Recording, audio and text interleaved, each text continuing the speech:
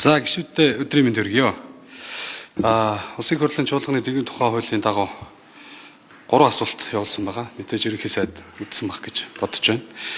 За энэ асуултыг бол би асуугаагүй. За энэ асуултанд оролцохын өмнө Улаанбаатар хотын 4 дүүрэг орон нутгийн 5 аймагаас ирсэн 80 орчим саналуудыг нийлүүлж хад 3 санал болгоод явуулсан байгаа.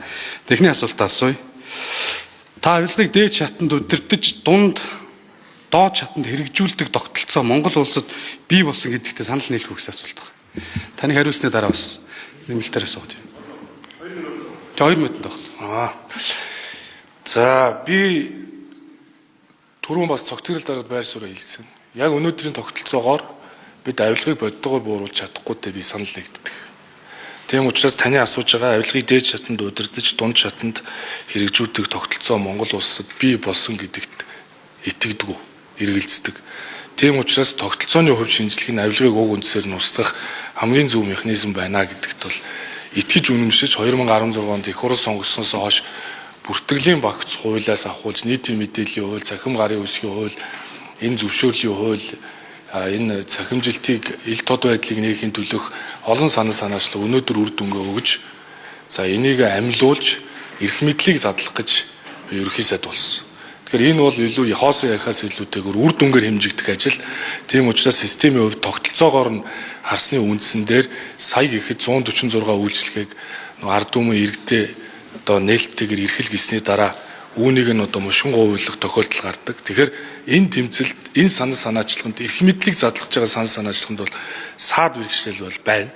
Гэхдээ үүний цаана өөрөө хувийн хвшилтэйгээ хамтарч ажиллах бодол санаа байгаа учраас бид нэр API сервисийг нээсэн гэдэг байгаа нь юу вэ гэхээр төр дээр иргэд очдог биш төр иргэндээ очиж үйлчилдэг систем буюу 2019 онд Эстонд харж байсан ажлаа өнөөдөр нүдэнд харагдаж гарт баригдаг болгож эхэлснээ дуусгах гэж өнөөдөр энэ зогсож байгаа. За очрот гишүүн 1 минут. Иргэд бол үгүй гэж байгаа. Ягаад тэгэхээр та санаж байгаа бол субъектив битүү хүлээж аваарай. Манай сайд нар их субъектив хүлээж авч явах шиг байлаа шүү. Субъектив хүлээж авч болохгүй. Жижиг дунд үйлдвэрлэлийн сантай холбоотой улсын хурлын гишүүн болгонд тэр бом төгрөгийг хуваарлжсэн тухай.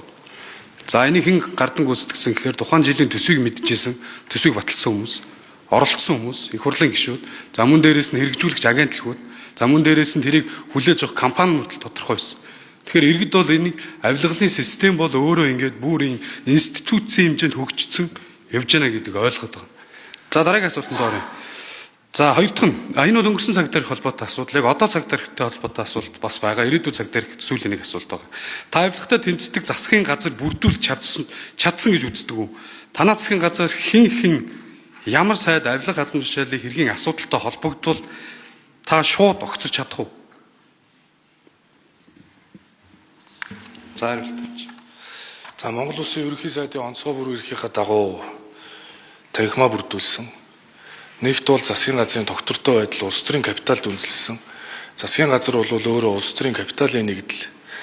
Тийм ч учраас манай засгийн газар бол хал үзэж хашир суусан, орон нутагт ажиллаж исэн, төр захиргааны байгууллагад ажиллаж исэн, улс төрийн ажил амьдралын туршлагатай кабинет. Мэдээж сайн сайдын 32 шинж бүрдсэн супер хүн гэж хаав ах уу? Улс төрд олон жил явж байгаа хүмүүс ард түмнээр шүүлэгдэг, ил тод нээлттэй ард түмэн шүүмжилдэг. Тийм ч учраас улс төрд олон жил явж байгаа хүмүүс нэр бүтэн байна гэдэг бол ардсан нийгэмд тийм их амар зүйл бол биш ээ. Энэ бол ардсан нийгмийн гол онцлог. Нээлттэй шүүх ёстой, шүүмжлэх ёстой.